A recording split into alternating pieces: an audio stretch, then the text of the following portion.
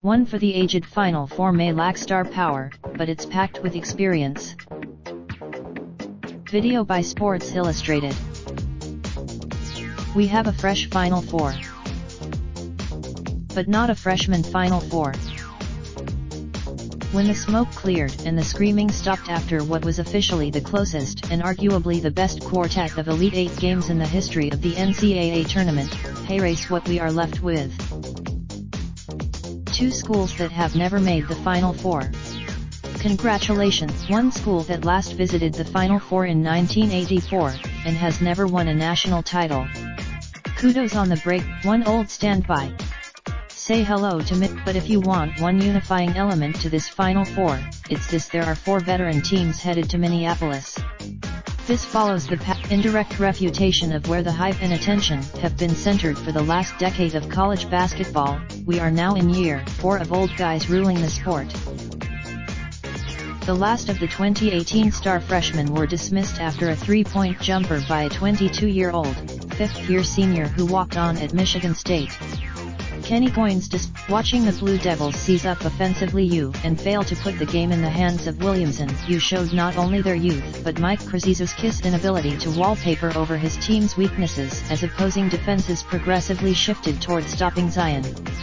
The highest rated earlier Sunday, an Auburn team that exclusively played juniors and seniors outlasted, outwilled, and outwitted a Kentucky team that started 4 freshmen and played 5 among the 7 who saw extensive action. Those freshmen on Saturday, Texas Tech and Gonzaga played a fierce West Regional final that featured 7 seniors, 3 juniors, 5 sophomores and 1 freshman seeing action.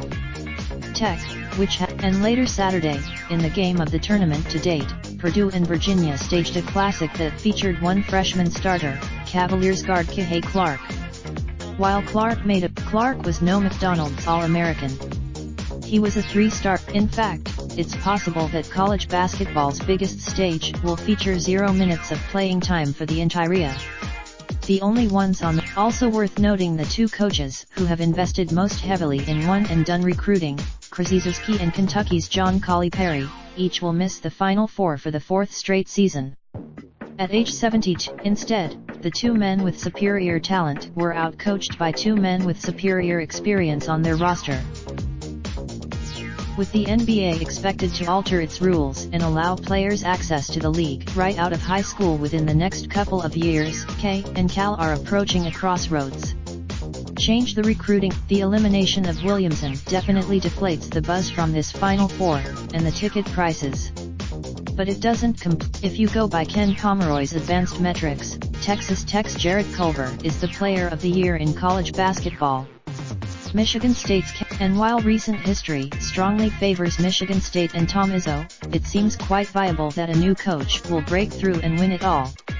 17 of the NCAA President Mark Emmert assuredly would rather hand the championship hardware to Izzo, Bennett, or Beard before Pearl, whose program has been implicated in the FBI investigation of corruption in college basketball. It would feel wrong. The other inevitability of the tournament, some selection committee controversy arose at last. The committee largely, as the overall number 1 seed, the Blue Devils should have drawn a weaker number 2 seed. The committee had Michigan as the weakest number 2, and the Wolverines backed that up by being blown out by number 3 Texas Technical.